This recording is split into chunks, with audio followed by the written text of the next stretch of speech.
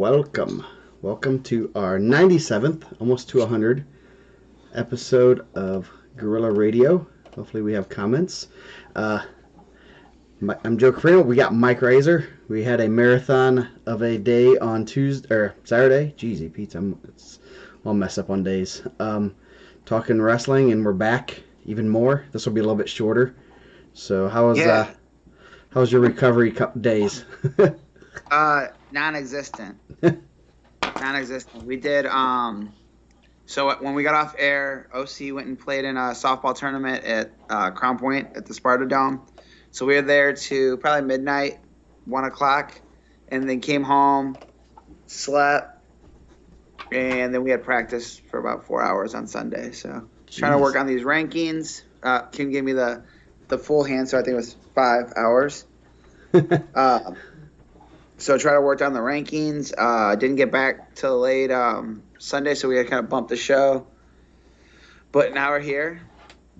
Great day of wrestling on Saturday. Across the board, I thought the show went really cool. Big weekend in Indiana wrestling. I see Riley already posted it. The ISWA elementary school tournament was Sunday also. So I'm sure there's a lot of people pulling double duty there.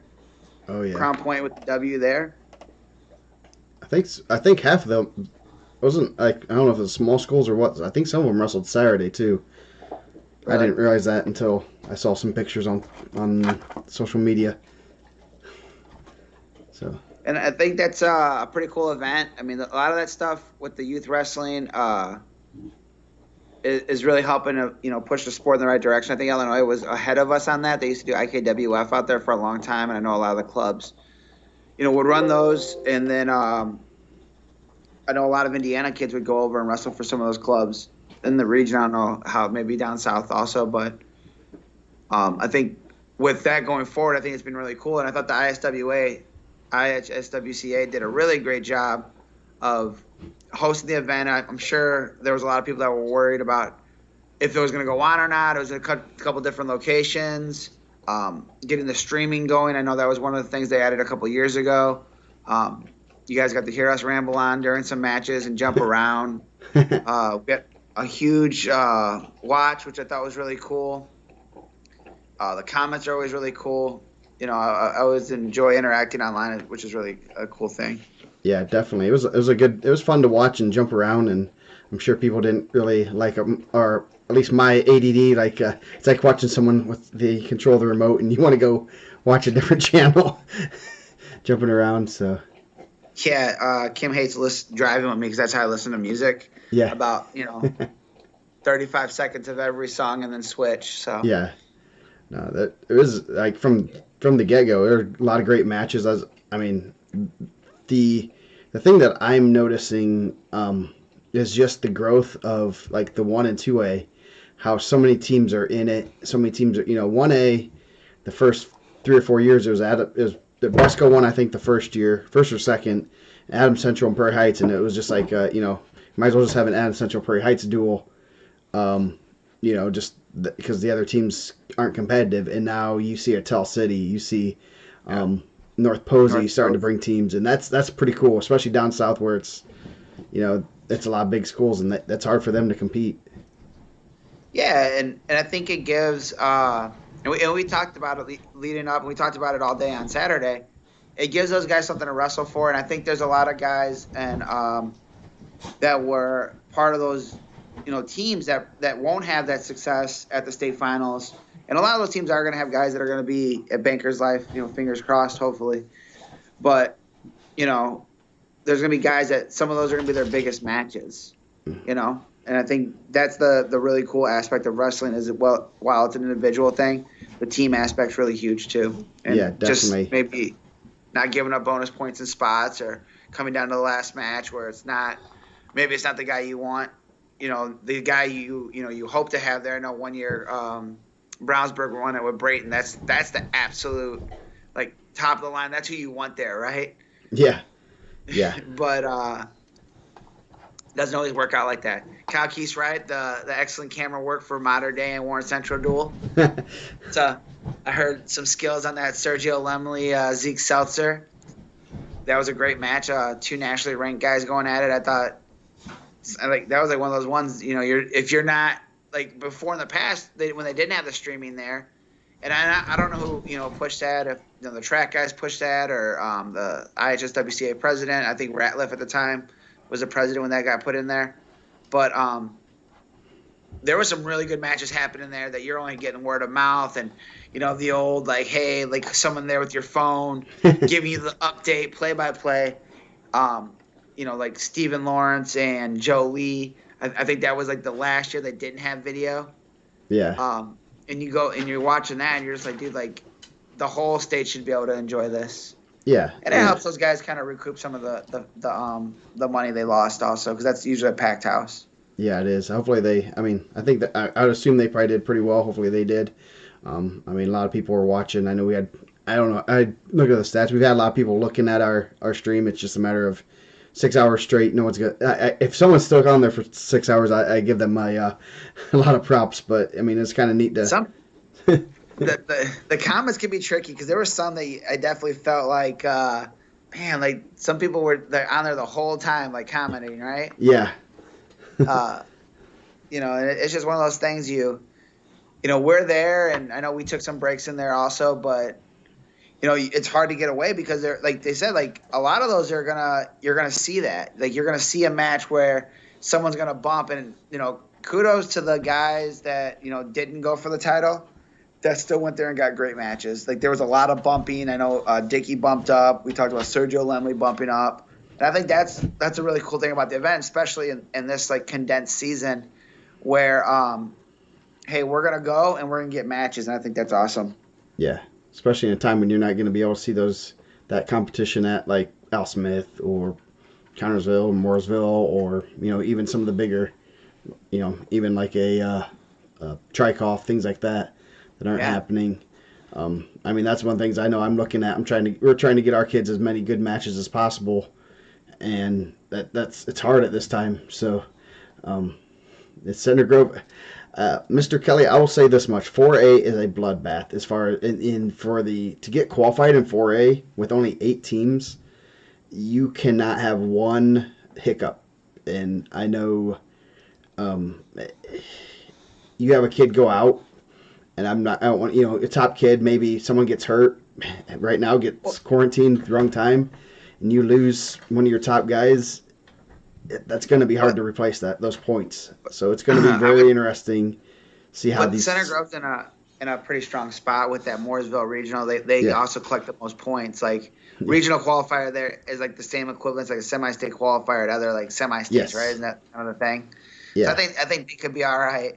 Yeah. But like if you have like you were saying, but if you have a bad day at like I don't know, like one of the ones, like and I always give the Logansport regional a hard time, but like if you're at Logansport and you have some kids get quarantined, you might mess up your qualifying, and that's a lot of smaller schools also. Mm-hmm. I think that's kind of the thing that's really brought to light with this event is some of the regionals that are pulling a lot of smaller schools are getting to be there. Like where you're like, well, it's a weak regional. Well, the West Lafayette area probably has the more smaller schools in the East Chicago semi-state. Mm-hmm. Yeah. So yeah, that's I don't think that people are like they always say attendance doesn't really matter, but I believe that it does. I think it really does, and you can kind of see that in the results. Yeah, and I'm going to be curious to see how this 4 and 4A especially kind of obviously I have a very big vested interest in 4A, but I was kind of figuring since we have a lot of seniors on our team, I kind of projected the way we'd almost have to wrestle absolutely perfect.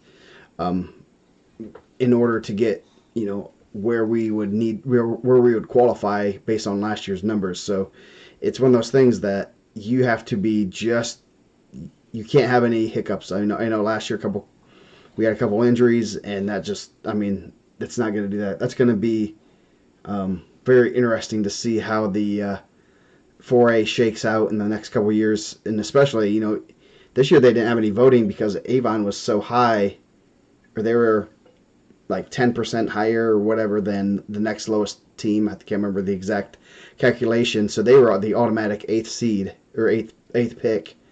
So they didn't even have to have a vote. So if that comes down to a vote, that's going to get ugly. Yeah, I think, and just like, and I think Matt was kind of right. Like Center Grove's a team that's definitely going in the right direction. You know, Yeah, I yeah, think that they're young. If they're not there, it's kind of like I'm trying to think what team. I think we said that about Crown Point at one point. If they weren't there this year, they'd been there 2 years ago, right? yeah, Uh, where sometimes they don't the projections, and we're doing a much better job. And weirdly, like for like the ISSWCA, they kind of host that middle school event. Now they do host that middle school event. And I think that's a very strong indicator of where guys are going to be at. hmm We talk about freshman and sophomore. I think that can kind of weigh in there. But like, if you take those freshman sophomore results when you have young guys, and you take some of those middle school state results, you're going to get a pretty good projection of what your team's going to be looking like. yeah, You start looking at some of those results on track, and you'll know which teams are really going to be really good and which teams are not going to be as strong going forward. hmm And I think that's a big part of it. yeah. I mean, 4A is also one of the things. If you have too many seniors in your lineup, you're almost you're gonna need to bring in some younger guys to qualify for state, or you're gonna get kind of almost blacklisted, I guess, because you're too senior heavy. So it'll be interesting to see someone like um, Center Grove in 3 years when they might have 7 8 seniors in their lineup. How will Well, that they? happened Yeah, to Cathedral one year, right? yeah. That's I think that the year they didn't get invited, they had a lot of seniors, and it was like I mean, I think they were in the voting, but now you're gonna only that's on the voting when they had 12. Now they're gonna be in that voting when there's 8. And that's even more cutthroat.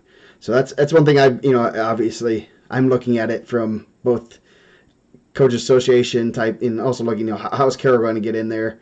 And I was like, okay, could we get in this year with a pretty senior heavy team? And I mean, based on last year, we'd really have to wrestle. I mean, some of our young guys are going to have to get a little bit deeper than maybe that they kind of would expect to get. I guess that's one of those things. If you have a senior heavy team, you're gonna have to do a lot with those younger guys. So it's going to be interesting to see, definitely in a couple of years, see how those senior heavy teams do. But yeah, 4A and 3A is going to man 3A was that was awesome. That's actually probably I don't know. I think all three divisions were kind of exciting to watch. All three had great matches, so it was fun. It's fun to see that how good how some of the newer teams are coming through, and how excited. Obviously, if you can tell, there's a nice picture behind me. Faith Huff has been taking some pictures. She has a little connection to Mater Dei, to say the least, and so she took some great pictures. But yeah, how excited these guys are getting and stuff. So Yeah. Oh, every match in that championship match, and we talked about it last week. Warren Central had been wrestling really well, and it comes down to those toss-ups, and I thought Mater Dei pulled a lot of those out. yeah, And Mater Dei had a real tough one in the semis with Brownsburg. Brownsburg ended up beating a higher rate Chesterton, or higher seeded. But that was just a really good duel overall. I think both of those back and forth and kind of where the moves were at. But Mater Dei is one of those teams that I think they have a good amount of seniors in their lineup, right? yeah. They're pretty heavy seniors. So that I mean, and they have some good young guys too. So it's gonna be it'll be interesting to see how they end up in that voting. I guess I never. How many seniors do they have in their lineup? Let's see. Evansville Mater Dei. They don't have grades on their guys. What is it? It's 20, 26, 32, 38, 45 is the sophomore, 52, 60, right? 70, I think, is also a senior. 82 is not. 95, I'm not positive. 220 heavyweight. Yeah, that's a lot of seniors in their lineup. Let me see. Don't quote me on all that, but I'm pretty sure. Encyclopedia of knowledge. Let's see. What do they have? There we go. 1, 2, 3, 4, 5, 6. They have 6 seniors in their lineup. Ross, Is Ralph Pierre. only a junior? What do you say? Is Ralph only a junior? Is Roth? Yeah. Ralph, No, yes, Ralph. Ralph. Yeah, Ralph is. So is Hayhurst and Yeah. Bauman. So Oh, it's okay. Bauman's a junior then. Okay, yeah. that was what I was missing. So they have a lot of. They only have a freshman in the lineup, which is pretty impressive. So yeah, they should. It'll be interesting how they do. Because a lot of, I mean, you're thinking Cole Ross is probably a medalist. Alec Freeman, he had a really good weekend. He could be on Yeah, top of the awesome podium. weekend. Probably as good as anybody's weekend there. Yeah, Honestly. Borman pretty high on the podium. Hayhurst had a pretty solid. Fitz, probably a mid to low medalist. Bauman, he's in the medalist. You Wrestled know, really well this weekend also. yeah. So it'll be interesting to see. There'll be a good case study for having a senior laden team, and I mean they're gonna have some younger guys qualify, so that might help them. But at the same time, it'll be interesting where they fall as far as that pecking order, because you're gonna have, like, I would say, Matt, Mr. Kelly, you can probably tell me how many seniors Center Grove has in the lineup, but I'm guessing it's less than 3. So Yeah, because what do they have? They have Rust is a senior, Russ, yeah, and they have Watson's not, Buchanan's not. Watson. 38 is. Okay, Sam Howe is, and then I thought one of the Crumps possibly is a senior. okay. So like, So they're because Buchanan's back, Green's back. yeah, They're gonna be good. yeah. They're not gonna be bad. Yeah, yeah. And then they have like 6 guys that went to the semi-state last year on JV. And we're not like, and I know Mooresville. Everyone says I'm all region all the time, but I mean Brownsburg's returning a ton, right? Yeah. Crumps are both juniors. Thank you. I thought there was one more senior in the lineup. How Rust? I thought there was one more.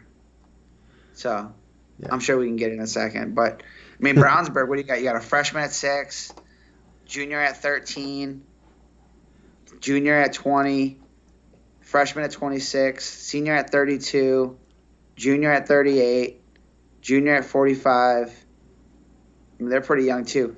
Yeah. Sophomore at heavy, junior at 220. Yeah. Like they got an incoming freshman that was kind of been, on that ranking side. When they found out he's in 8th grade, we had to pull him out. So they're gonna be all right too. Cade Yeah. Gardner's, solid. I think he's also like a sophomore or junior. So Brownsburg's going to be pretty good going forward also. Yeah. And they're coming out of the same sectional, correct? Center Grove, Brownsburg. Regional. Brownsburg and Regional, Center Grove, sure. same regional. And you got And Franklin in there Mixon. too. Yeah, mixing Franklin and Avon. And playing, yeah. But according to their roster they had at the Eagle Invite, Howe at 38, Rust, Bryce Rayner at 70, and then Lou Gatone at 220 were their seniors, so 4. But I mean, they're better. I guess not. They're a lot. They're pretty young, and they're real good young. I mean, you have Watson and Buchanan. Obviously, Russ is right there. You got Charlie LaRocca, Reese Courtney, Hyatt Yeager. All those guys are going to be pretty good. So it'll be interesting to see. They'll be fine for Team State this year. I mean, they were just a little bit. They were pretty. I won't say they were senior heavy last year. They just didn't have their young guns. So Yeah. And even I think even having someone like Lytle that didn't wrestle for him, that kind of hurt him, because he would have got him a decent amount of points. That probably would have put them right in that mix. So I'm looking at middle school state results from 4 years ago, and it's just you look at it, it's like a who's who of top guys. Yeah. I think those events are very telling. I don't think it's not like it was before, right? You're not getting fooled like, oh, this guy's only a freshman, he's not that good. Like 75, the championship match, Logan Frazier, Coy Hammock. Both have been at the state finals. Logan has a medal. Yeah. 80, Cheney Shaw, KT Nelson. Preston Tosh, Ashton Hayhurst. Sam Going was 3rd. Stephen Roberson, Cameron Allen. Alec Freeman was 3rd. Hayden Watson was 4. Bowerman was 5. Ike Rubel was 6. Isn't that crazy how the weights just kind of spread through there? Yeah. And now they're all wrestling the same way. or the 75 pounders are wrestling like 170. Yeah. Dalton and Allstott for a title. Mendez and Seltzer for a title. Cole Ross, Kyson Montgomery. Ross still wrestling 120. Tyler Conley, Matthew Kuntz. So that's a 52-pounder and a 32-pounder in there also. Borman and Noah Miss. Noah Miss is an Illinois guy now. Ian Heath, Wagner, also Andrew Wilson, Cody Goodwin. So I think there's a lot more tools we can use to project how teams are going to be with freshmen.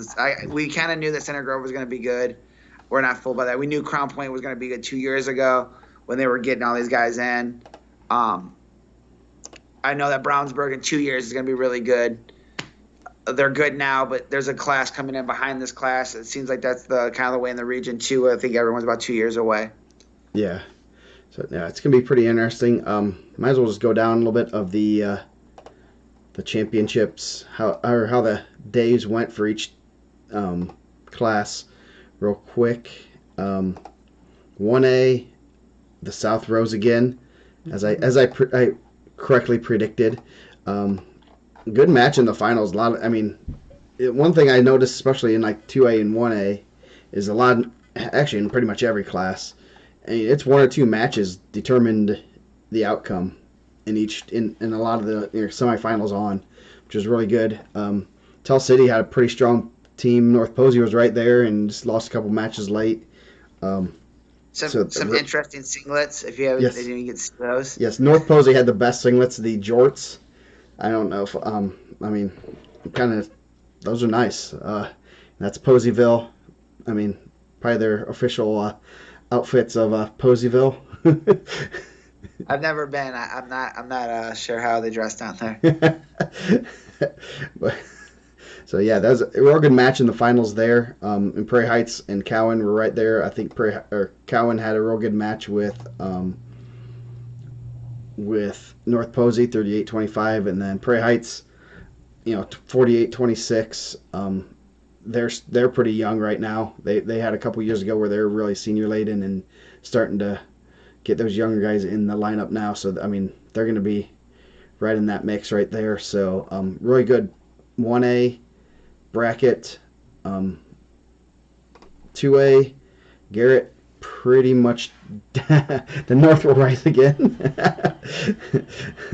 Yes. That should be interesting over the next couple of years. I'm kind of glad to see, it's not just the Prairie Heights and Adams Central dual meet for the championship every year. It's nice to see, Tell City, and I'm sure Tell City, North Posey, and Cowan they've all been eyeing, Team State as a goal for their team, and it's elevating their programs beyond just, individuals. So that's neat to see. Cowan beating on Adams Central, who's a 1A power. The history of Adams Central's, really, really good. And they beat, Cowan's a program that's been around for like 4 or 5 years. So that's really good to see for them. Tony Abbott obviously is a really good coach. If people forgot that he still was, he had a real good run at Muncie South. So, any comments on 1A from you, Mike? I just thought there was a lot of, like you said, there was 1 or 2 matches every time and there were some big scoring matches. Even in that championship match, there was just some matches where the guys are getting on their back, fighting off. I think that's really kind of goes to the team aspect of it. I thought Rensselaer wrestled well. I thought Manchester was in there. South Adams, I know they said they had a couple guys out, but you got to see some of their guys go out there. AJ Dahl and Gabe Phillips was a really good match. 2 ranked guys at 152. Thought that was a good match. A lot of excitement. Yeah, at 160 in the finals, Corey Bronacker, Tell City beat Levi Freeman 24-16. Those are guys that are going at it, man. That was like we were trying to watch it, and they're just like, oh my goodness, he's on. Oh wait, nope, he's on his back. It was and that's a big match right there. Obviously, that would have been a 10-point swing. It would have been a lot closer if Freeman would have got the fall one of the 6 times he had Bronacker on his back. So and that's probably a match that both guys will remember for quite a while. That's a crazy match, and something they'll see for a while. 2A, that was Garrett dominated. Rematch from last year too. Yeah, yeah, they looked real good from the get go. I mean, Jimtown wrestled them real well. Western had some good matches with them. Garrett then just dominated Belmont, which, you know, the past couple years when they've wrestled, they've lost. You know, they lost to Belmont last year, and Belmont just seemed to pull out those close matches, and this year Garrett did, which was really telling. You know, Garrett's, that program's getting going pretty strong, and they have some solid kids top to bottom. Jimtown wrestled them pretty well. Actually, I mean, Jimtown almost wrestled them better than Belmont did. Western had a couple horses, but they needed a little bit more behind that. And Western had a real good match with Oak Hill, their rival. So a lot of parity. It would have been interesting. I did write that. It'd be interesting. I think Jay County might have matched up a little bit better with Garrett in a duel, but they end up losing to Belmont. So, and since we didn't have the Carroll Super Duels, we won't know if how well Jay County matches up with Garrett. But Jay County end up a late replacement and end up getting third. So that's pretty good. So I think Jay County is going in the right direction. I think those guys are doing a really good job. I think they're young. They have some really talented kids. Yeah, they have some. Western's been right there the last couple of years too. I thought Western last year was going to be a team that could give it a run because I think they have a lot of top end guys. Who said Garrett was overrated?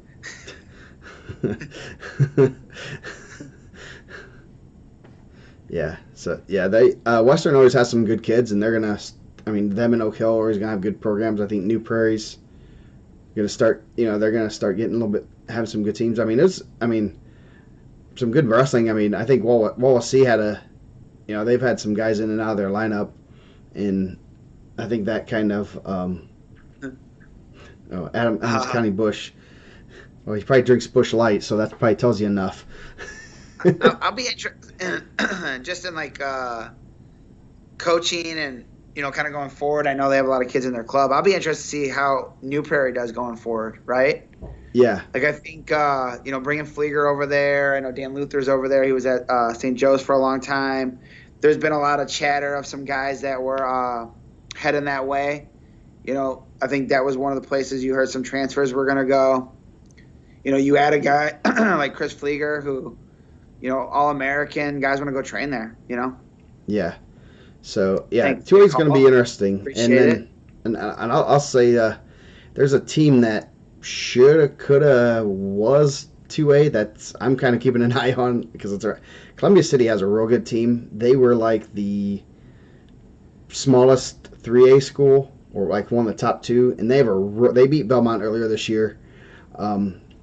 In their first match, well, not in Belmont's first match, so they're a pretty solid team, and they would have been right in the mix here. I assume they probably would have been right there to qualify. So it would have been interesting if they were a 3A or 2A team, which they might next year, depending on how the alignments roll out or shake out, because it's going to change every year, and they're right on that bubble. So it'll be. They wrestle Garrett next week, not this coming week, but the week after, week of conferences, I believe. So that should be an interesting duel. So just a team that people probably don't realize that's pretty solid, and they beat Western pretty badly, pretty similar to the way that Garrett did. So we'll see how they'll see how they would have fared if someone had a few more kids in their on their roster at sectional. So, 3A, East Central. I think probably one of the most exciting brackets of the day, right? All over the place. Yeah, East Central won their semifinals and finals, came down the last match, and the crazy one was against Franklin. It was Jalen Ward and Briar Hall, and Hall went just. You would have thought that he needed 2 pins to win it. Hey, Briar Hall's not getting paid by the hour. Yeah. No, he's not. And him and Jalen Ward were getting after it, and Hall ends up settling it down in the third period, but he ends up winning against a real good Jalen Ward. They knocked off Franklin, and then came down to the last match against Floyd, and they pulled it out And I there think we too. talked about it last week on here, right? And I know, I think they were a little bit underseeded. I know they dealt with some COVID issues too. I think the majority of their matches came in Ohio. Mm-hmm. And Morgan got on and was like, yeah, they're really good. But they have some guys that are really good. They have some guys that are young that are really good. And I think that when you have those guys and the guys around those guys are getting better. They threw a backup out there that was really tough. I don't know if he's a backup or he's just at a different weight. But it was like, oh, they're throwing a backup. They're going to bump Briar Hall up. I think he went out and got a fall against Franklin. Yeah. They got him the opportunity to get Briar Hall out there with Jalen Ward. And they landed in a spot where it was like how we said, like, you want your best wrestler on the mat with the match on the line. I think they were kind of in that same area twice where they had Briar Hall to close out. Yeah, they had him close out a couple times. Runner up. Or a leader, or lead off. I think he led off the first match. That Samuel Ringer. We're like, oh, Jesus, can be, these backup. They're bumping Hall. They're probably just hoping nothing crazy happens. And then he ends up getting that fall, and then that gives them even more of a, because they were in a position where they couldn't trade 6 and 6, so they had to get the win there, and they're probably thinking, hopefully Ringer can get a decision, and then we'll leave it up to the home run hitter, and he ended up doing it. But that last match was a Floyd Central. They didn't know until like Wednesday, Thursday that they're being in it. They're coming, and they end up wrestling real well. They have some guys that are going to be returning in that lineup too. Coach Sisson's done a good job over there, and I think a lot of the areas where these academies are kind of popping up, you're having guys being able to train a little bit more in those areas with other guys, and you're getting better.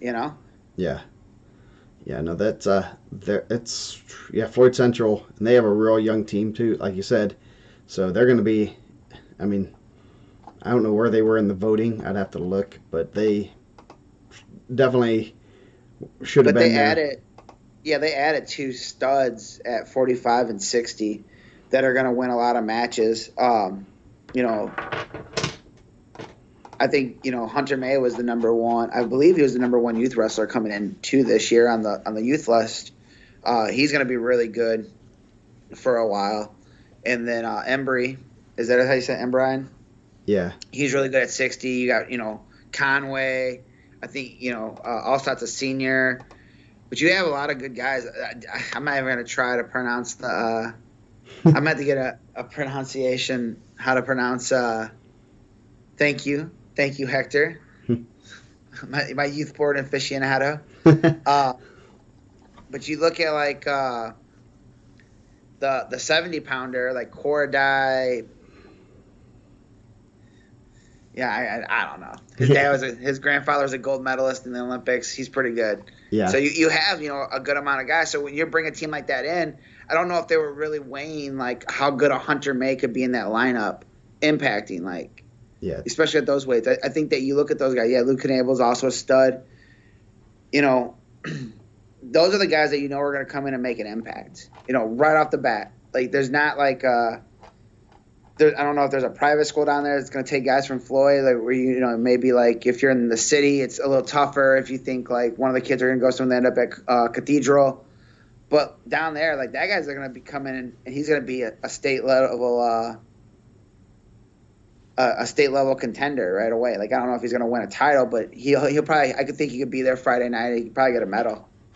Yeah, they were looking at the last year's. They were 12th.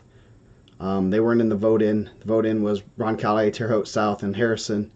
So they weren't even in the vote. They were right there.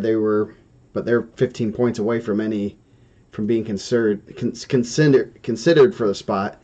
And that was a tough decision by Dane. I think, and it proved to be the right decision because I think the next team in would have been Greenfield Central, right? Yeah. And they just looked at results from this year and said, hey, we're going to go with Floyd. And it ended up being right. Floyd showed out. They were really good. Yeah, and that's I know that guys like Hunter May and that Bray Emery and Brian weren't considered in there, and that's hard to. I think they're only considered when they get in the vote in, and they weren't in the Yeah. vote. So, um, Well, I mean, think about like some of the guys that are going to be impact. We know we do the rankings every year, but preseason it's like, and I think when we started doing it back, when we started very first doing the magazine, I think the first magazine we did, or one of the first ones, we had Chad Red ranked 1 as an incoming freshman. Same with Jesse was a number 1 incoming, right? yeah, And those only happened twice. But if you don't consider that coming in, like I don't, those guys are going to be impact guys. They're already, I think at that point Jesse had already beat Jake Moran. Chad had beat Hayden Lee, who was a semifinalist that year. yeah, Nick Lee was right in the mix. If he wasn't at 26 with Stefan, Micic, he probably would have been number 1 in another spot. yeah, I don't know. 19, Chad was there. That'd have been exciting. We could have got that match early. yeah, yeah. So, so that's that was a good pick. Glad they accepted. I know Coach Shiston was disappointed. Obviously, that's a whirlwind of emotions that you get in it. Hey guys, we got to make weight. Let's go. Let's see what we do, and end up making the finals. And one match away. Just a couple points away from getting the title. So, congrats to them. I mean, as a 1-point match, obviously not giving pins, majors, all sorts of things. Could have gone different ways. And it's a different match. So, and at East Central's those kids pin. I mean, that's what got them. We were talking, as it was getting towards the end. It's like they won. Actually, they won the finals 1, 2, 3, 4. They only won 6 matches in the final match. They had 5 pins in a decision, and that's what won them that duel. They've done a good job, man. Yeah. They're doing a really good job over there. It was 8-6 in matches, and they end up winning the duel, which that doesn't have. I know that's happened one time for me as a coach, and it was actually at Team State when we beat Crown Point the one year. We had 6 pins, and then I think they had pretty much almost all decisions. So, yeah. I agree, Nick, but I'm only a little bit. I can only be critical. I don't use my voice in there. Franklin, I think, had a really good showing. I think Coach Tante has that program going in the right direction. Yeah. Very signature of a Tante team. You have all these big guys that are out there getting, wins for them. I think, and they have some good guys in the middle. It's just the 3A was tough. Mishawaka wrestled tough. I know they had dealt with some guys that had left. They wrestled good. Northridge wrestled well. I thought that was a really good overall, like a very good division. Mm-hmm. Yeah, top to bottom. A lot of good matches. I mean, you're looking even Terre Haute South was a light replacement. They end up getting 7th. A lot of close matches. A lot of good matches in there too. A lot of ranked matches. Your Floyd Central Roncalli was a solid match early on, and Floyd Central had to come back from behind basically. So they said they got a lot of seniors that they're not going to be able to come back. Yeah. Yes. It's gonna be tough. Brady, you got to get more of your friends out, man. Yeah. So. And 4A, I thought was Lisa Wolf.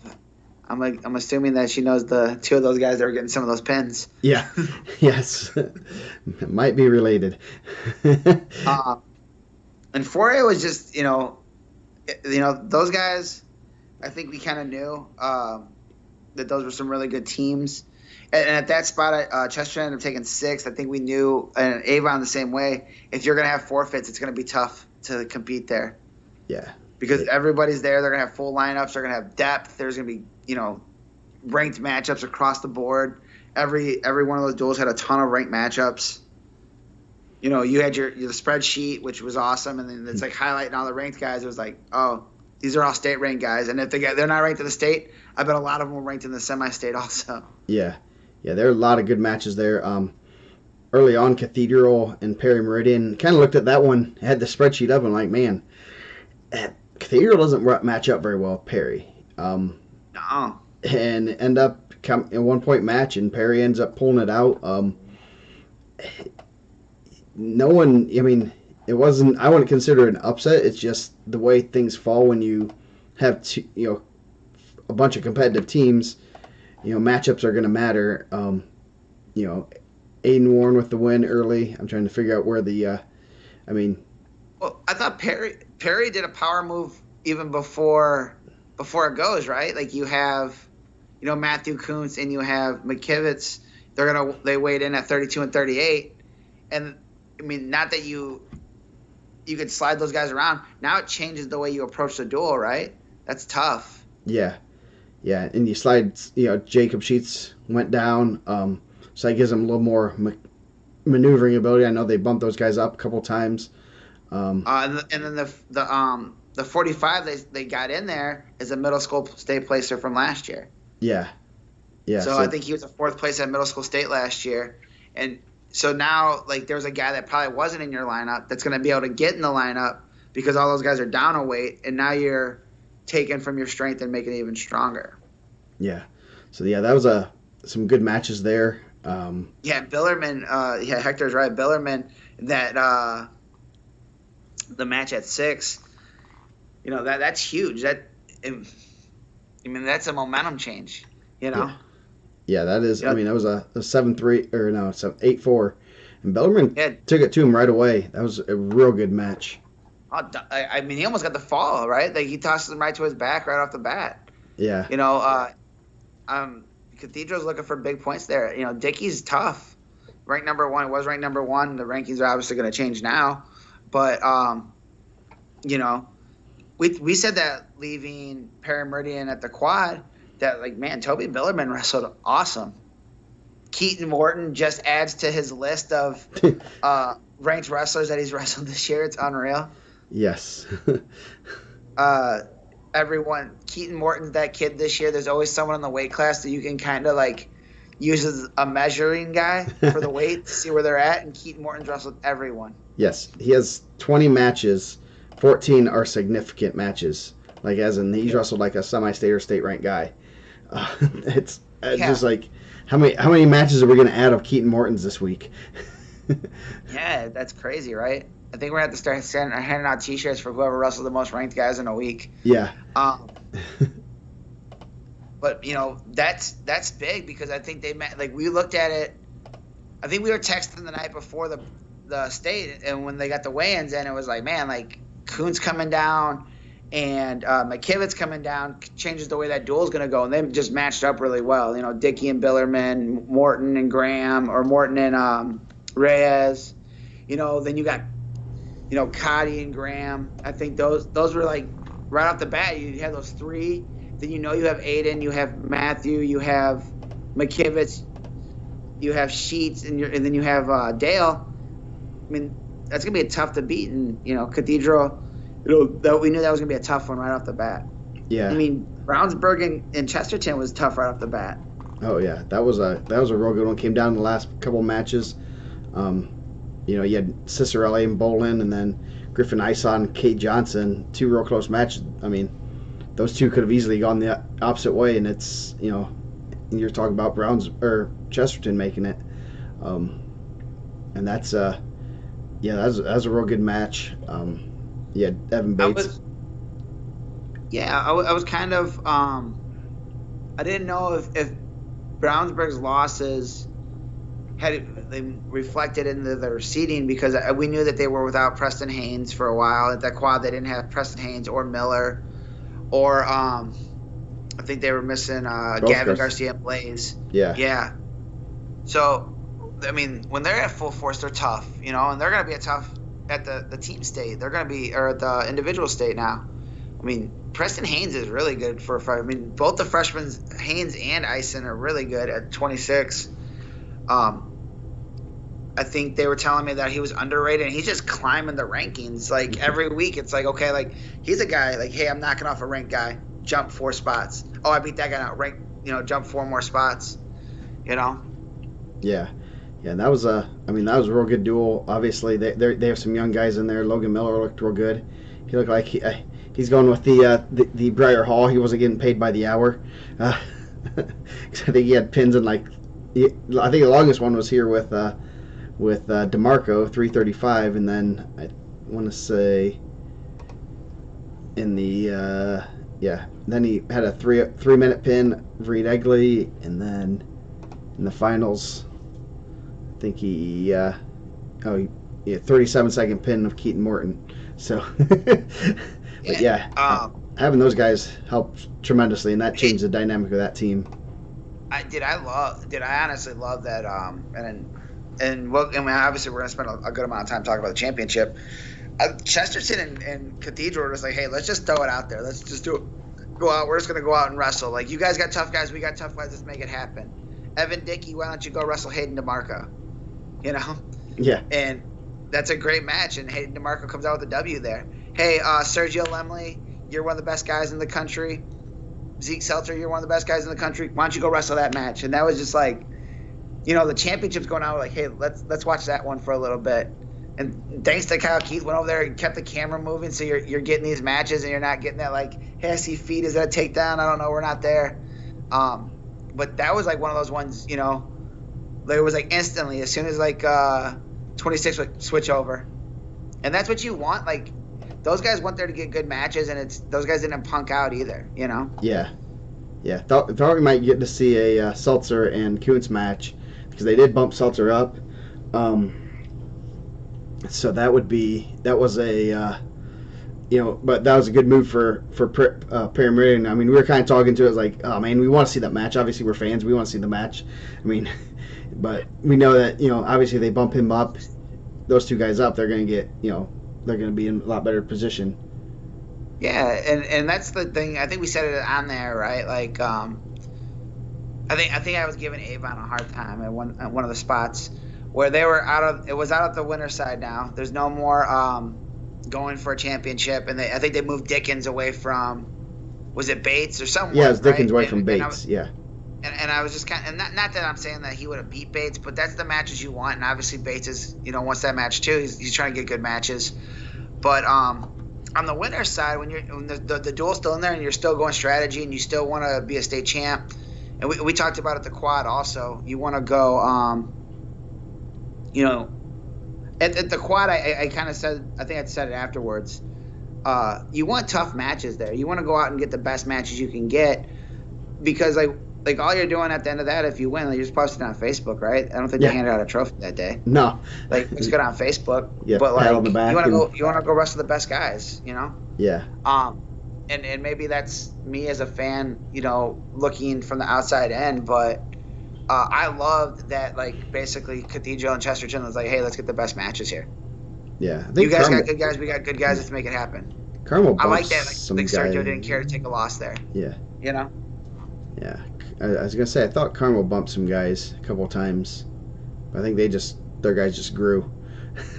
Yeah, I think Carmel's got incredible depth too. I think I think that's one of those situations where they have a lot of guys and they all look like they're pretty fit too. Someone over there's teaching those guys how to lift weights pretty well. Yes, they have a big weight room. Yeah. So a lot of great matches. They stole all those guys from Perry and they're teaching them how to lift weights over there.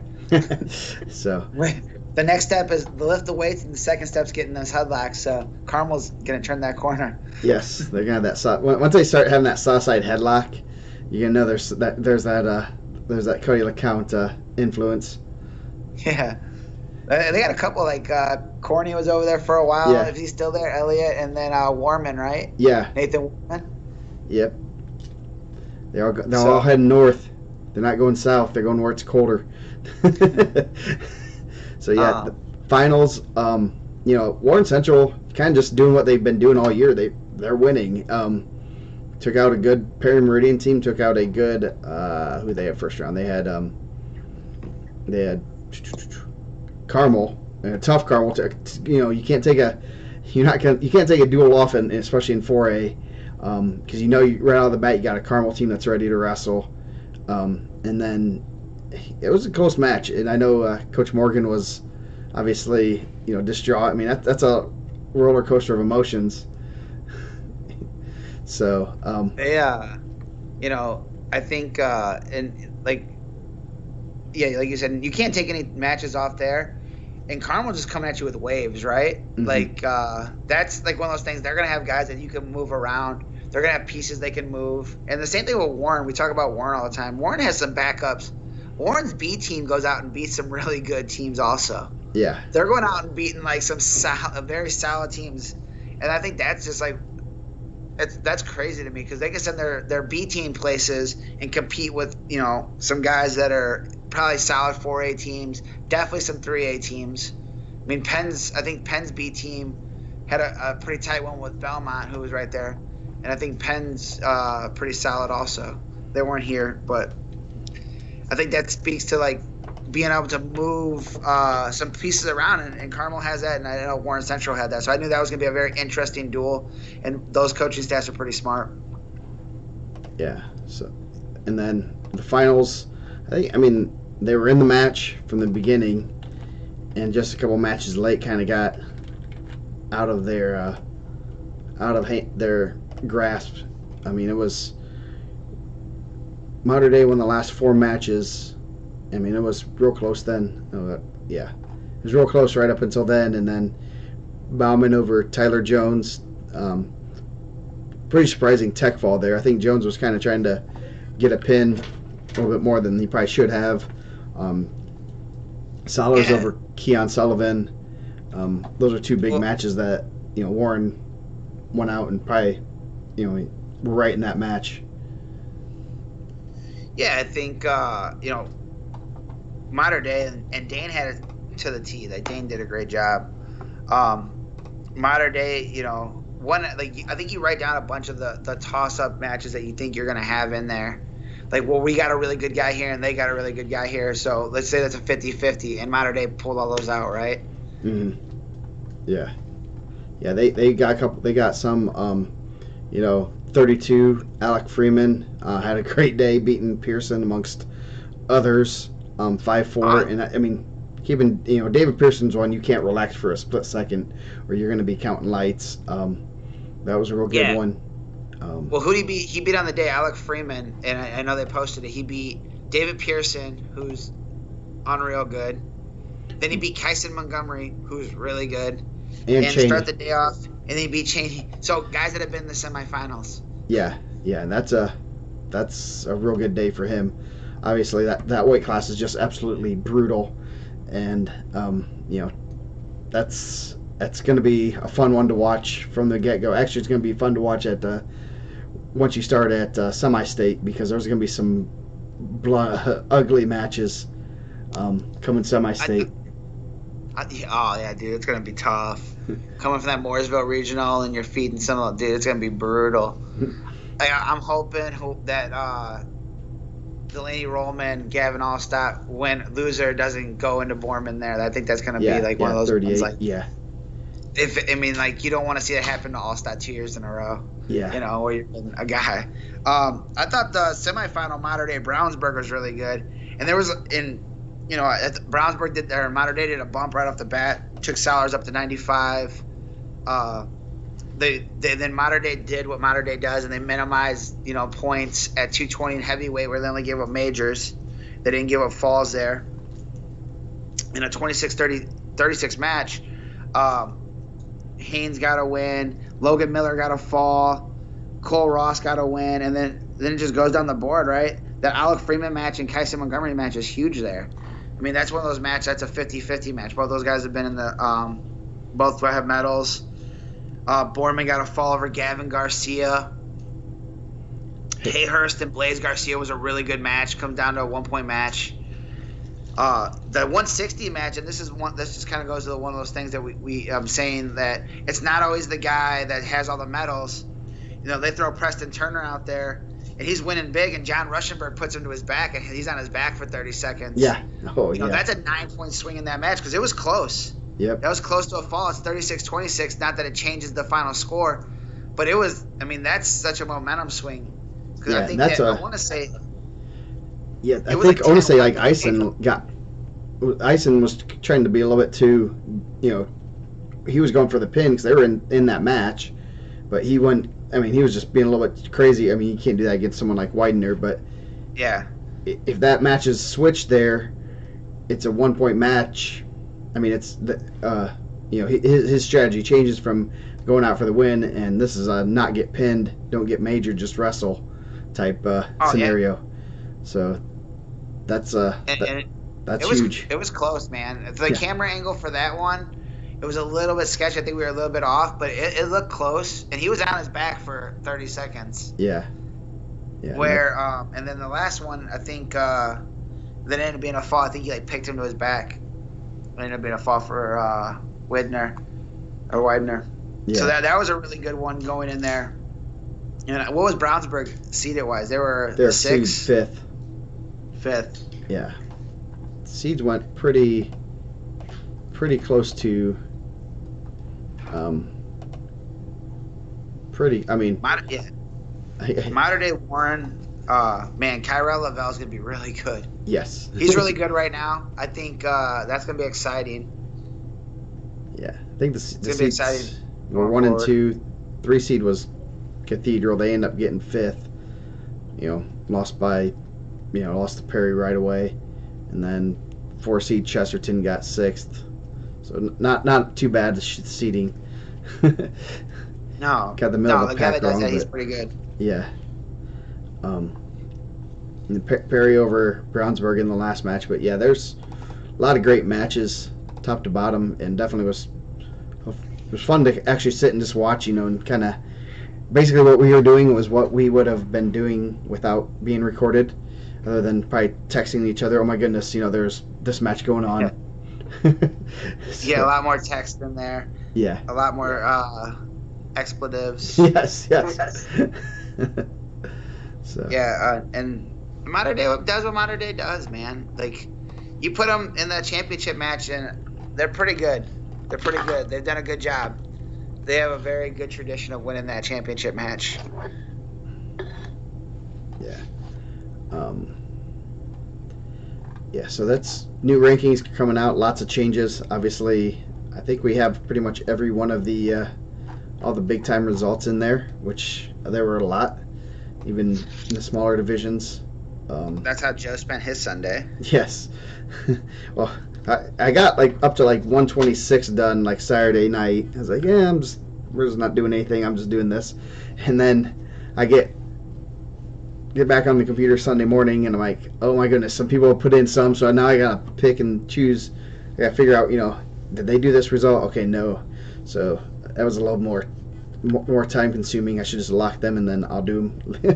That way I know where they are. But yeah, a lot of good matches, and we have over 936 in our system.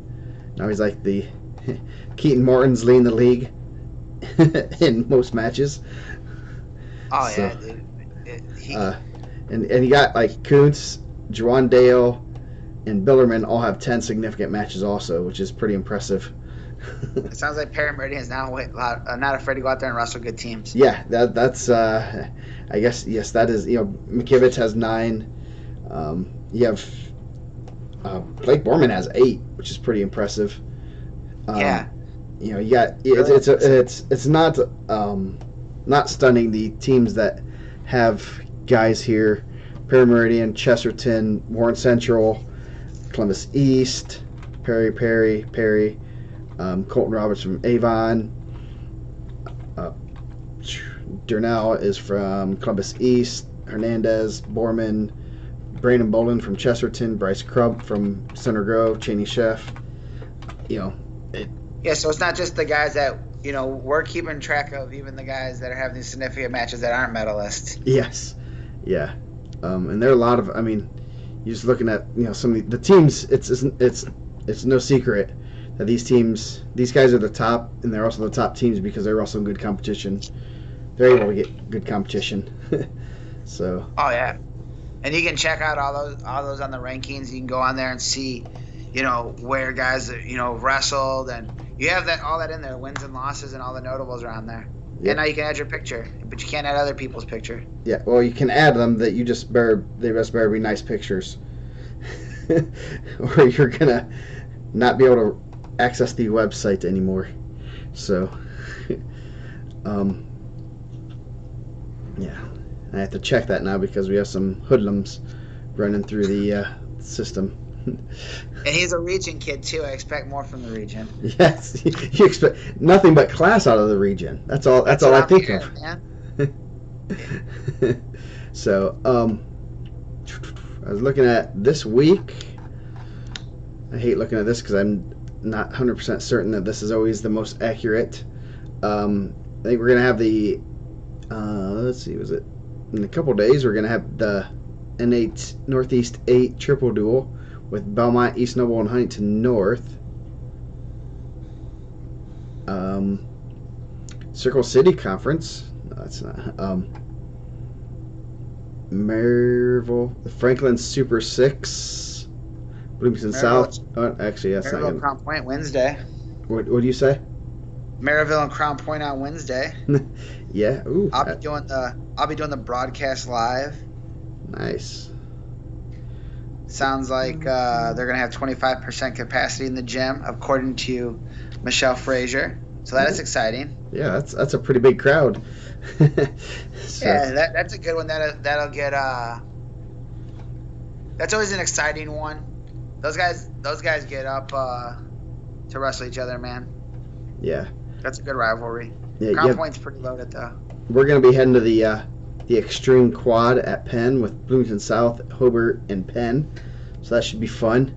You see my buddies from the Hobart, the region. So That'd be a good one though. You guys get the rematch. You guys took a dub from them. They're coming off their team state performance. yep, and obviously Penn has a pretty solid squad. Bloomington South was supposed to be at Team State. I haven't heard that they're not coming, but obviously another week will get them. There are enough practices and all that stuff, so hopefully they're there. That could be a good day for Mr. Bills. Yeah. Peyton Kendall, Tristan Rollman, possibly Bobby Babcock. I think he's out. But yeah, you got 3 ranked guys there. That's a good day for him. Should be. This is the big conference week, right? This is when everyone usually does their conference. Looks like the next weekend's the big conference. Next weekend and the weekend after, it's usually about 50-50. So it'll be this weekend's probably one of the last bigger weekends of teams not being held down by conferences. I think some have moved to this weekend. I think the Metropolitan Conference is supposed to be this weekend. Delaware County Tournament. Tony Abbott. Oh, the battle for Delaware County. That's that used to be Yorktown's. Just dominated, win like 13 titles, but now I think it might be the Cowan. They might rename that county the Cowan County. He's taking it back. Yeah. So, yeah, there's some. I think there are some conferences based on the schedule I have. There's some teams that are wrestling. I just don't know how accurate some of this is because of everything's been changing. Versus Perry. That's exciting. Oh, they're at conference, yes. And I think there's a lot of teams I think a lot of conferences got moved to the 2 weeks before sectional to hopefully decrease quarantine times, and the kids weren't going to be out if someone tested positive. So lots of changes as usual within the schedule. There's lots of changes, and it's actually I'm kind of looking forward to sectional because I know what's going to happen each week. Other than we know who's going to be wrestling where. Isn't it crazy that it's like right around the corner? Yeah, it's let's see, 4 weeks. Or 3 weeks. It just seemed like every week everyone was worried like everything's gonna melt away, and then it's just been chugging forward, and we've had a ton of great matches. And talking to one of my friends from Illinois, and they don't feel like they thought they were gonna get this tournament this season in the spring, and they're losing football players, and I think they wish they would have came over to Indiana also. Yeah, that's that's big news for my guy Dane. He's supposed to send me the call-in number. I'm not gonna call him when Mr. Falcon's on the show though. Oh, Mr. Falcon's next Monday on the Dane and Rex show. We need to rename that. High School Wrestling Weekly. This doesn't have any pizzazz. Gotta have the Dane and Rex show. I like to call it the Dane Show at the Double Eagle.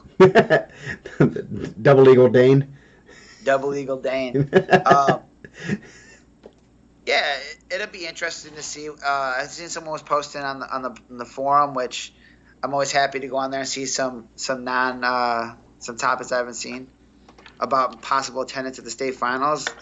Just hopefully we keep plugging along and it keeps getting better, and we can get attendance there.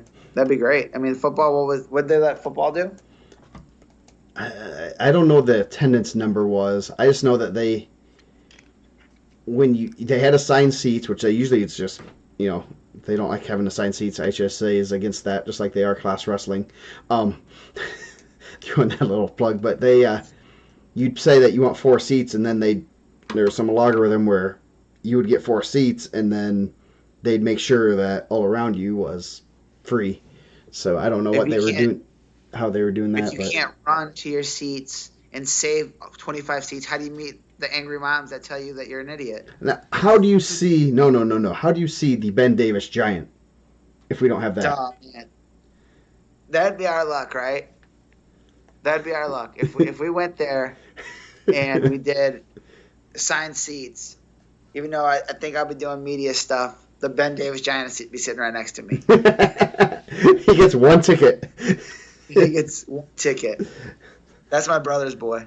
He sat by my brother 2 years in a row. Dane's one of Dane's kids was right beside him, and I think he's had hearing issues since then. I thought he verbally committed to Ben Davis that day.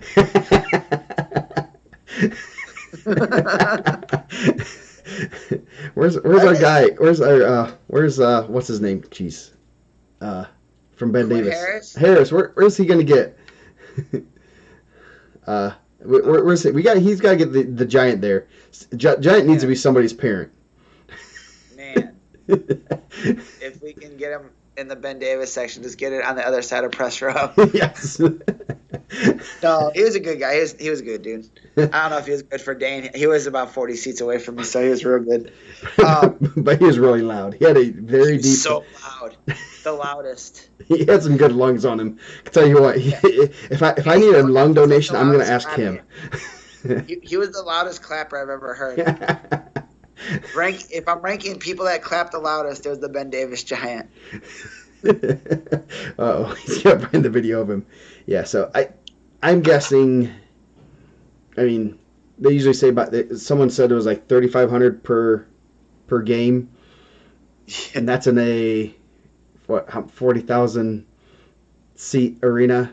I mean, I'm hoping we get half that. If we get 2,000, which would be a few people per kid, I think that'd be great. It'd be nice for those guys to wrestle with fans. Unfortunately, wrestling's been going along, and I think it's getting better. I feel like it's getting better. Yeah. On my only my amateur medical field, but my amateur Dr. Fauci, it's been seeming like Indiana's becoming better. Yeah. Hey, Allen County's in the orange for the first time since the whole color thing came out. We've been red since for like 3 months, so that's always a good sign.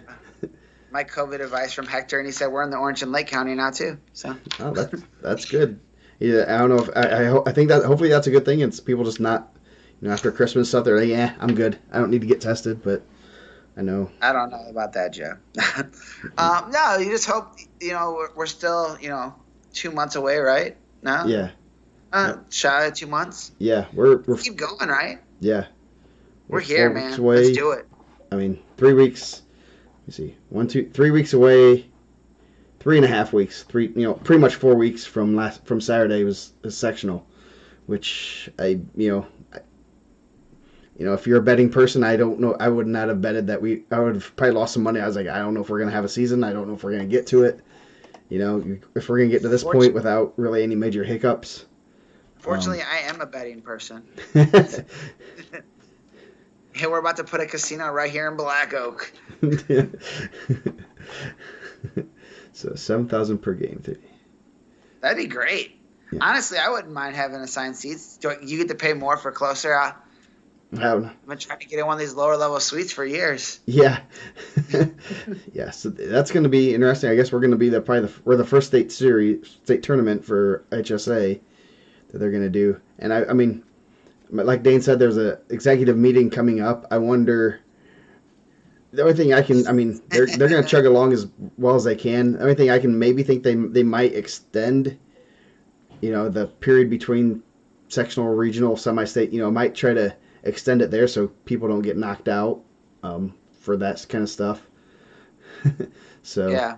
I don't. I mean, that's the only thing I can think of. I mean, that would be devastating to have a kid regional champ and then someone in his math class knocks him out for 2 weeks. It's like, no, you can't do that. That would be, you don't want to hear Yeah. that, and just tell the No, kids to that'd be stay away terrible. from people. Don't even put that out there. You Yeah. put that in the air, you're gonna believe that into existence. I don't want to hear it. So We're halfway, man. This is 2021 now. That's 2020 talk. yeah, sorry, I turned over a new leaf. That's not going to Yeah. happen. I just hope we. I mean, we started strong. We're going as good as you're going to go right now, and I'm kind of glad that we are going where we are. So it's definitely not the first Black Oak reference there. We've had some other Black Oak shout outs. Shout out to Rico's Pizza. Even and I'll tell you this, man. I lost a lot of respect for Barstool when they went to Rico's and he was trying to trash it. Yeah. Oh yeah, that's one thing we didn't really talk. We talked about it on our on Saturday, but Columbus East. It's actually Columbus East and North. They cannot go to a county that is red to participate in athletics. So, but Porter County and Jay County are the counties that are in the red now. I have not looked. I don't even know how to find that information. But yeah. Well, no. What county is Franklin in? Johnson County. Johnson County is red because they couldn't go there. So. I'm hoping in a month we'll have this under control.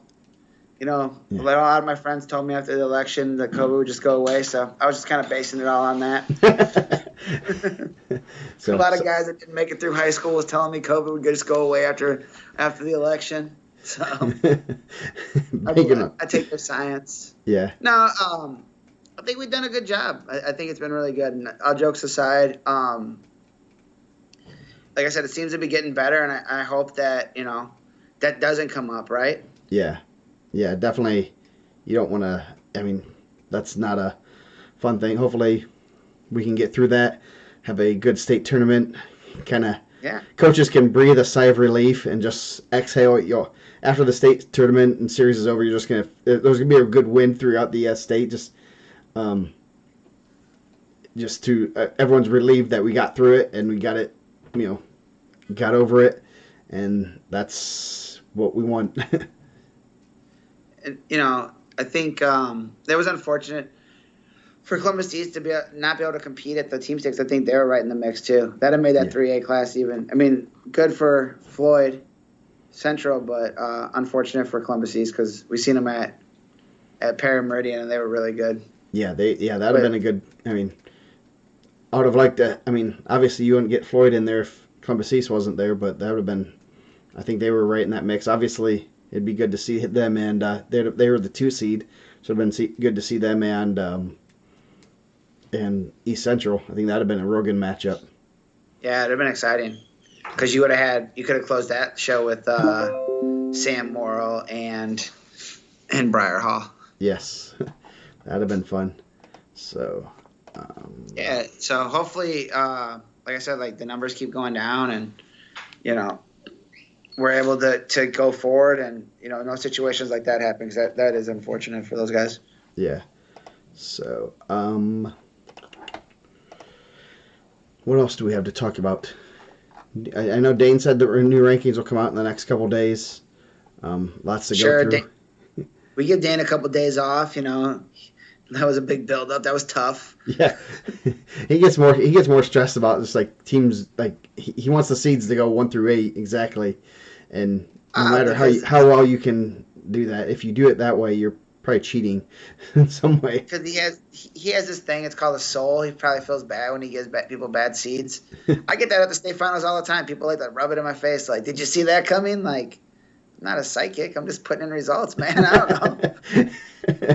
Did you see that one? Like, yeah. I did. It's like a 3-time Pick'ems champ. How I can don't we know, change the man. system? Um, You got to find me on Nick. You got to find me on the streets of Indianapolis, coming out of Kilroy's to ask me that question. I try to explain the score, man. These guys are saints. yeah. Nick and Poppy are saints. They caught me one time about 3:30 Saturday night, and I was like, trying to break down the scoring system of the team state and how to qualify. And if those guys believed anything I said, they're saints, man, because I had no clue. Yeah. The bad thing about this whole the way we do it, I think Adrian Troyer does a great job. Yeah, he does. You're trying to predict the future. You're trying to predict. You're not figuring in freshmen. You're trying to give a little stock to the seniors that are graduating, but then you're also I mean, it's pretty darn Yeah. good. I mean, Oh, dude, so For- good. Those Genius ratings are unreal, right? yeah, Like he found an analytical formula to predict high school wrestling. yeah, It's pretty good. yeah. I mean, to try to predict the future, you're trying to base something for the future based off the present is not always accurate. But I mean, you look at the top. You look at like 4A, which I have pulled up right now.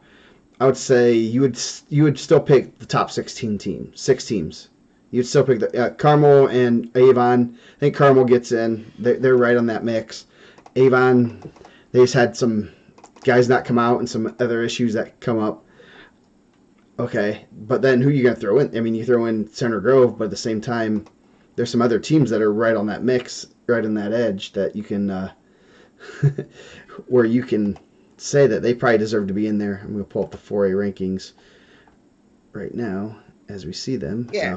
4A. One of the best. Yeah. And Dane, yes, I will be at. Me and Dane going there. Little Friday night hangout. I think one of the best things was like combining all of this together, right? Mm-hmm. Like the ISWCA was like an individual thing. They started this, and then they were able to get Adrian in, and he got this formula, which was really cool. And then they brought in Dane, and those guys can figure it out because they're all really smart, and they get it right a lot of the time. Yeah, and so I mean, I think for the most part, the 4A in Avon obviously isn't as good as they were supposed to be coming in. They lost some guys. Carmel's right there. Center Grove's right there. Obviously, Crown Point wasn't there and should have been there. 3A was a little more, you didn't have Floyd in there. They were right on. They were out of the voting. Greenfield Central, they were in the voting, or they're right behind Floyd Central. Mishawaka and New Pal right there. I mean, Mishawaka was in it, so I mean, did pretty good. I mean, you're getting six of the 8 when you start to get to 2A. I don't think they really. Dwenger was a last one not picked. Jay County wasn't picked. They were young. They'll probably be in it, but it's in all honesty, it's as good as we're gonna get. I don't know how do you quantify a senior that's graduating from Warren Central versus one that's from New Haven? How's the backup going to be at all the these different schools, and you're trying to justify both of them the same and put a point value to two guys that come from totally different programs. So yeah. Blake Harvey, the announcer for Center Grove, does a really good job. You guys check out their YouTube. Yes. He said Center Grove should be there. He does a good job. That's an art to call wrestling, man. And he does. Someone told me that, and I listened to some of his stuff. Pretty good. Yeah. So I give Troy. I mean, he gets a lot of slack for what he does. I think he does a great job. Yeah. I'd love for you to. Right? Yeah, I'd love for you to come up with something better. I mean, that's a hard thing. Is like when you want to criticize. I always like when I criticize, I try to at least say, hey, maybe we should try this. And you gotta. What's a better plan? I mean, I would love for us to sit down December 15th and pick those teams based on what we're seeing right now, but that's not feasible at this point. I think there's some pretty big ideas going out there. Maybe you have 20 bids and on December 15th, you decide whether you're going to the A tournament or the B tournament. 10 teams go there, 10 teams go the other one based on how you're doing this year. I mean, maybe that's how you limit it to, try to you want to get as many teams involved, and you want to get the right teams. If you have 20 teams picked, you're going to have you have more room for error than when you have 8 or 12, So. I would say and I give those guys a pretty good. I give Dane a hard time from time to time in our group text, just busting chops. It's just how I was raised, I guess. that's how Mama and Papa Riser raised me.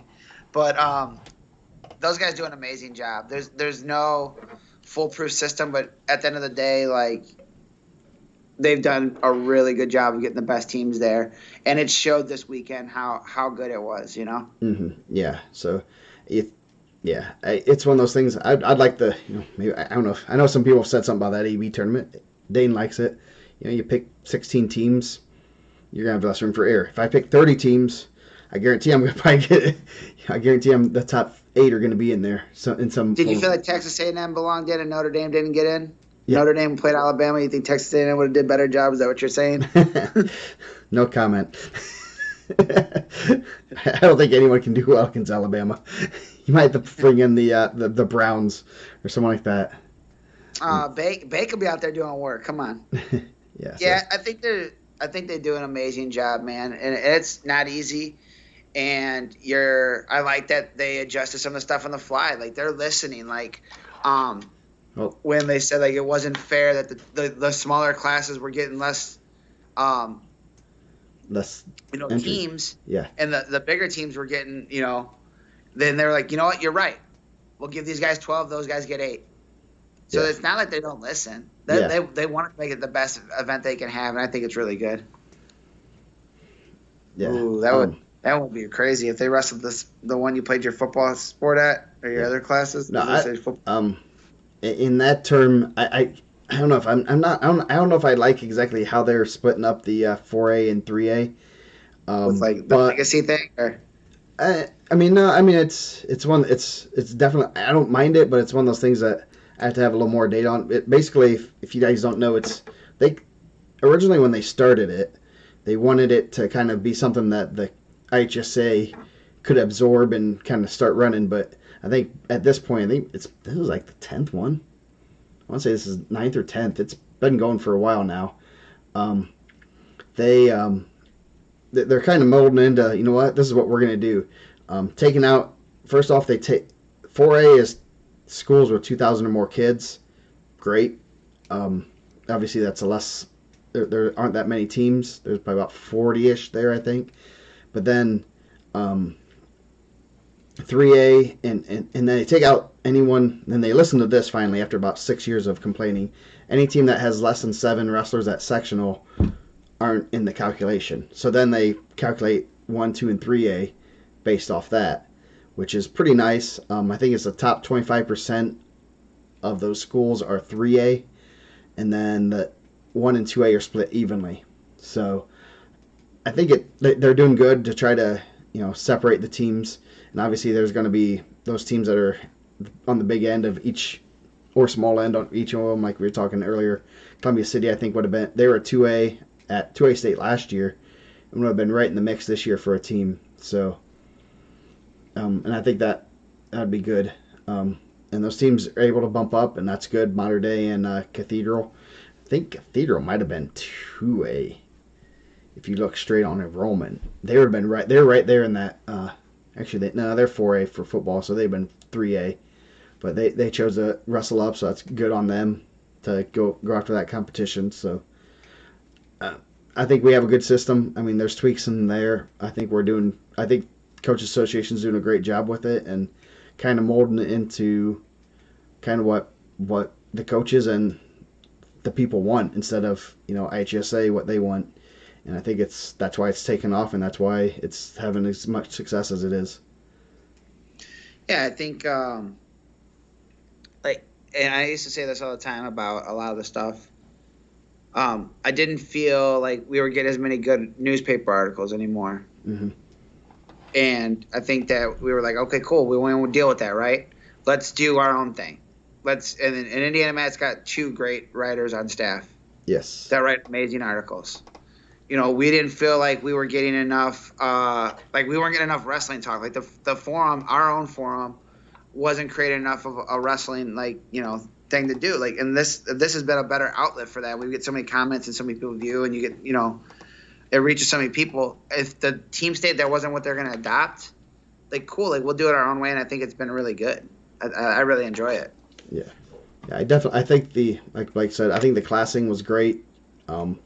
And they've grown it. I like the brackets this year. Brackets are so much easier to explain to people. They can see it. The pools and stuff. I think coaches, they were originally afraid of, we gotta get our 5 matches in for our 2 points. You know what? I'll take 3 good matches any day. I'll take 3 really good matches any day. One match isn't gonna make or break a kid's season, and if it does, you're not wrestling a good schedule. You're not wrestling. I mean, what's one match going to do? 1 or 2 matches.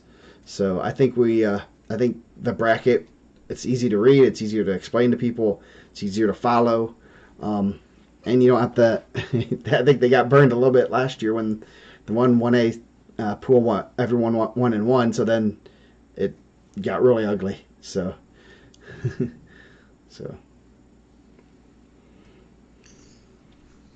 Pretty good stuff there. Yeah, I'm trying to read and comment at the same time. So I'm trying to book an Airbnb right now. So for a little bit state? of both. For state or maybe I don't want to give away any secrets, any trade secrets here. Yeah.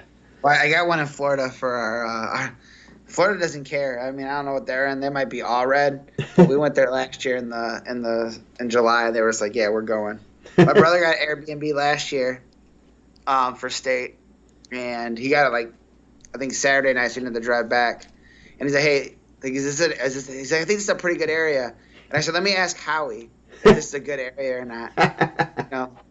Because I think if you ask Indianapolis police officer, they would give you an idea. Yes. And he said, have you ever heard the song "Cracks from Hughville"? I said no. He said, well, listen to that, and that's basically where your brothers stand. So if you guys are not familiar with that song, oh goodness, that's where my brother and his son stayed last year for the state finals. Nice. Hey, but he's from. I mean, he grew up in Calumet, so Well, Calumet Township, not to give my second Black Oak shout out, but you feel comfortable around those people. You went to school with them, you grew up with them. Yeah. Someone else said you got to know. You can't just go in there unprepared. Yeah. No. I never heard Cracks from Hughville. I had to ask, so I had to go look it up and then ask one of my friends in Indianapolis about it. So, nice. Can you imagine how embarrassing that would have been if someone would have asked them? Yeah, yes. Luckily, we have those connections like Howie. Yeah. That was an interesting time. So now I got to double check before I book anything. They don't just put that on your Airbnb, Dane's burned the midnight oil tonight. Next year. Double up. Didn't he have a show tonight too? He's trying to. Yeah. He might be live tweeting during his show right now. I think they're over now. It's way past the Rex Brewer's bedtime. But yeah, next year, January 1st is Saturday, so that's going to be interesting to see what date they pick.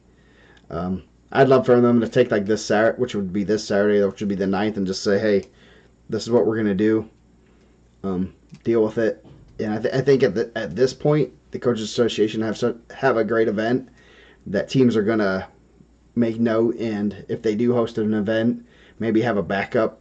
I know, like, say, New Haven has a tournament this weekend.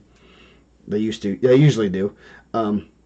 Maybe get that, say, hey, New Haven might say, hey, Carroll, would you guys like to host this if we get invited to some team state? And probably say yes or something, but it's one of those things that I think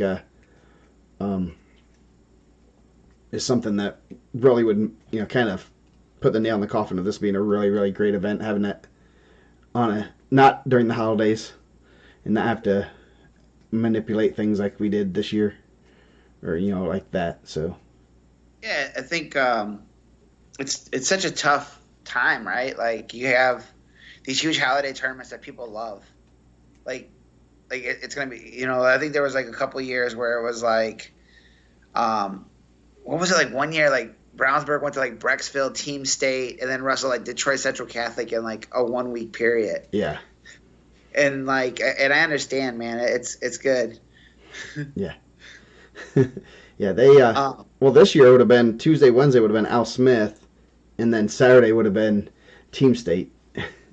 And then you have, and next year's gonna be a little different, but you have a lot of people posted that their conference tournament's gonna be this week.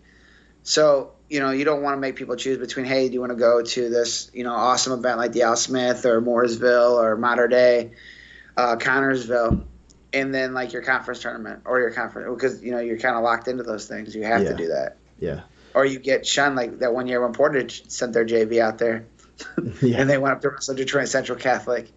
I think DCC's trying to run Indiana wrestling. Yes. Love. Well, they're not going yet, so they can't wreck us this year. We're going strong. Yeah. Yeah. No, that's been. Yeah, hopefully we can. I mean, obviously this year I think the conferences are moved back because of COVID. Hopefully they can get back to the normal schedule, and I think you're gonna see there's gonna be a lot less events coming up the next couple weeks, just because everyone's kind of gonna put it on pause and ride out through sectional and hope that everyone stays clean. So. When you say it like that, it sounds so dirty. Yeah, pre-Christmas is. I definitely like the two. I don't know. I'm glad I don't have to make that decision. We'll let Big Greg and Jake and all those and Danny and all those guys make that decision, and then we can criticize it. So. Yeah, well, that's what we do best. Yes. Just sit back and armchair quarterback it. So. That's it. Yeah, the MIC's going Thursday half weights and Saturday the other half. And I think it's kind of cool. Yeah. Kind of sucky, but kind of cool, different. Yeah. It's trying to get. I think you can have more people there, like fans and stuff. Which I know none of our parents have watched our varsity kids wrestle, which is it's one of those things it's weird. You don't have the parents to talk to after the matches and stuff, but yet I think hopefully next week we ask you why would you choose down if they kept turning us? Yeah. Yes. Did we get that talk? Or is that just a strictly softball talk? Is that like what softball dads talk to you about or no? No, they ask why we chose chose the positions. Why didn't we tell them to hit a headlock instead of a double leg? Things like that. Common stuff. Or why isn't he hitting spladles and lat drops? When he's good. That's his move. Do they ever ask you, why you didn't squeeze loud enough? Yes. See, if I think they understand that concept. They're not gonna squeeze harder because I'm yelling. The only thing is, like when you have I know watching some of the events and stuff, you can hear the coaches more now, and it's very interesting hearing. You don't have the fans that drown out, what the coaches are yelling and stuff, so you hear kind of more of what's going on, which is very interesting. Ooh, that'd be exciting. Can we wrestle 2 weights per day for a week-long individual state tournament? Ooh. Random weights, though? Yeah. Can we randomize it? 7 nights at Kilroy's. Wow.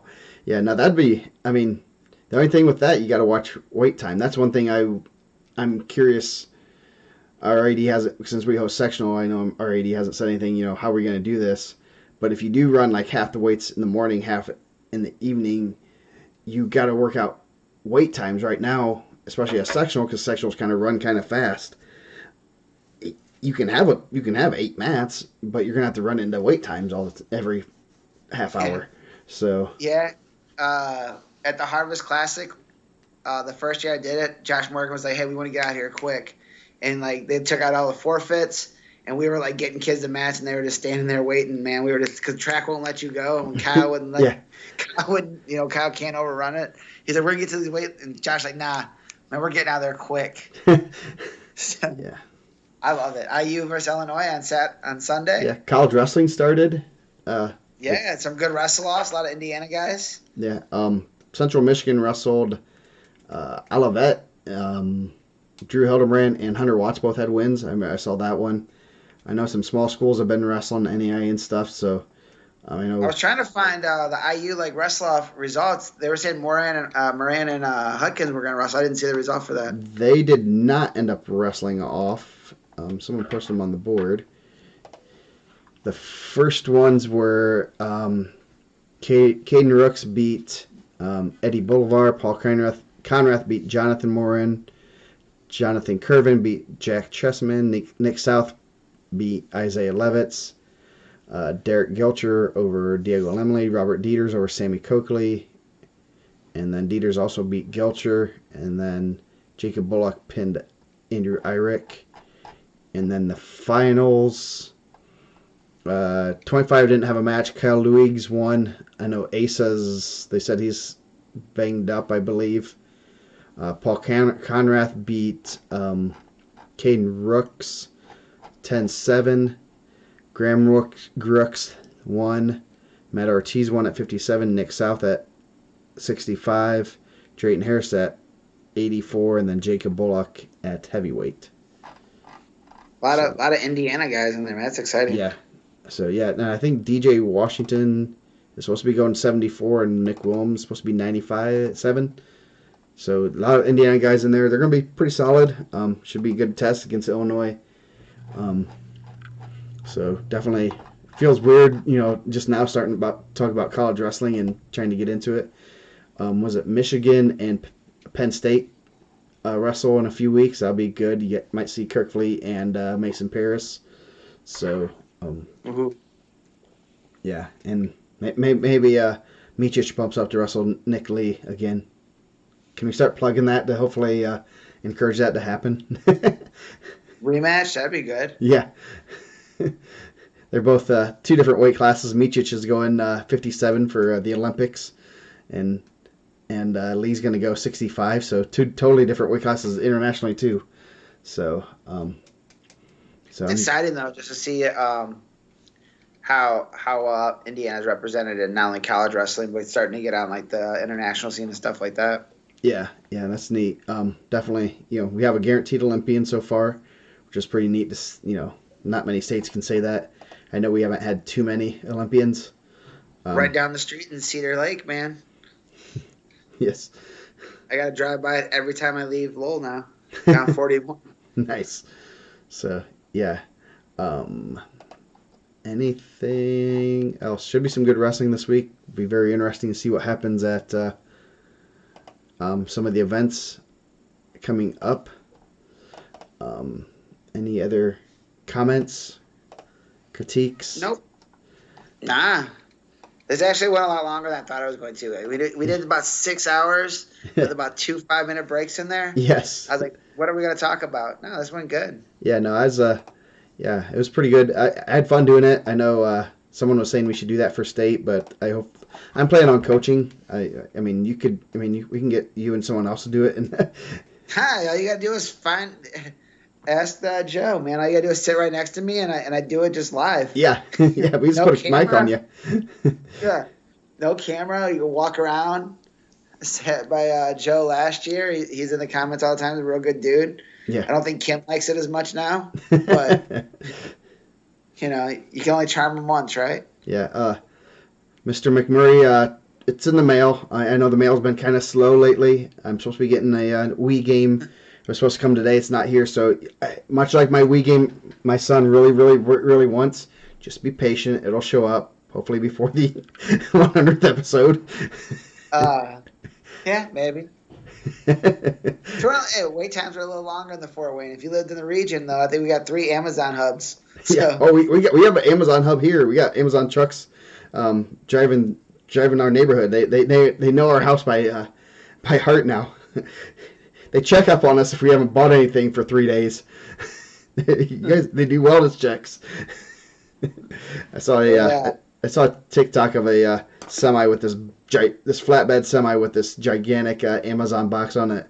I sent it to my wife. I go, "Oh, is that coming to our house this week?" Sounds like we're starting. I see Phil said we need to find him a girlfriend. We're going to start an Indiana Mad dating hotline right here. It's going to be a hidden forum page. Invite only. The guerrilla dating service. Yeah. Ah man, TJ is one of my favorite follows on Facebook. I get to see he posts a lot of funny stuff, man. Mhm. TJ and the Fowlers, Artie Fowler and TJ, those guys make you smile in a day. Oh He yeah, finds some good. Artie Fowler. I laugh at least a couple times a day. Seeing the stuff he posts. He, He he has he gets shut down about once every 2 weeks, so he might be on a Facebook timeout. him and the Facebook security are on first name basis. Yep, pretty good. So I guess we'll be back next week. Should be some good wrestling this week. Obviously, we'll know a little bit more after the results get in. I know my schedule. I have it updated on the website, but I'm always tentative without knowing for sure what is going on because everything gets canceled. I know I saw like Bloomington South supposed to be at 2 events. I don't think that's happening. So um, it should be interesting. Anyway, with that, nice. We're gonna get out of here. We will see you guys next week. Make sure you guys send your best behavior. Yes, yes. We'll be up here next week for number 98, and we'll have some good stuff coming up. So thanks for joining us. See you guys.